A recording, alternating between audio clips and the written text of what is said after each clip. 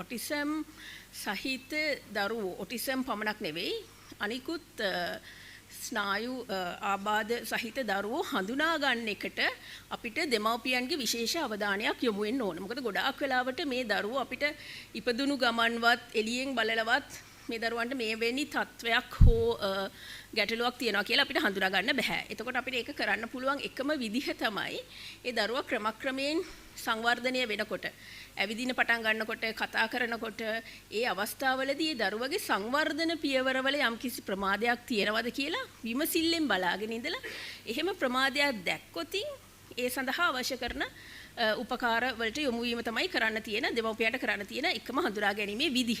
මගේ දරුවා නිසි කලට හැරුණාද? නිසි කලට පෙරළුණාද?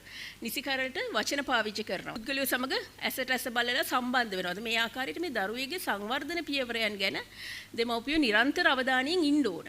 එතකොට තමයි අපිට මේ ගැටලුවක් හෝ මෙහෙම ඔටිසම් තත්වයක් හෝ වෙනත් ස්නායු සංවර්ධන ආබාධ තත්වයක් තියෙනවද කියලා මුලින්ම හඳුනා ගන්න පුළුවන් වෙන්නේ.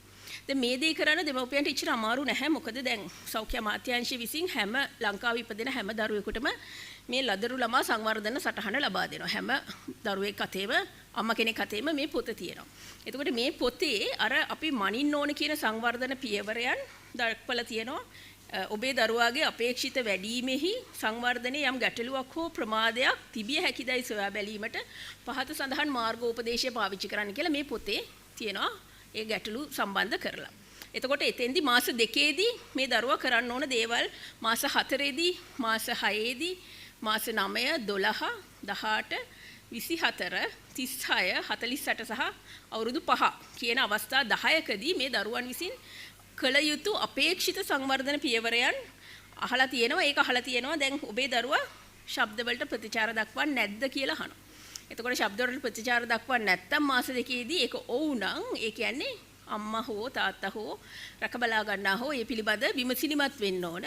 ඒ පිළිබඳ පෞල් සෞඛ්‍ය සේවා නිලධාරණයට දන්වන්න ඕන. එතකොට මාස 6ේදී අහනවා ළඟා විය හැකි දුරකින් නැති ද්‍රව්‍යයක් ලබා ගැනීමට දරුවා උත්සාහ කරන්නේ නැද්ද කියලා. එතකොට උත්සාහ කරන්නේ නැත්තම් ඒ දරුවට යම් කිසි මාංශ පේශී ආශ්‍රිත ගැටලුවක් තිබිය හැකි.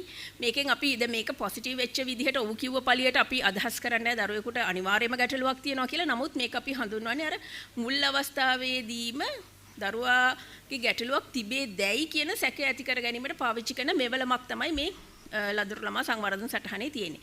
ඉතින් අපි කියන්නේ දෙමව්පියන්ට මේක එකක් හරි එක වයසකදී ඔව් කියලා තියනවා නම් ඔබේ පෞල් සෞඛ්‍ය සේවා නිලධාරණිය වෙත යොමු වෙන්න කියලා. ඒකට පෞල් සෞඛ්‍ය සේවා නිලධාරණිය එතෙන්දී ඒ පිළිබඳ පරීක්ෂා කළා සෞඛ්‍ය වෛද්‍ය නිලධාරීතුමා හරහා අවශ්‍ය කරන සේවාවන් වලට සපයනවා.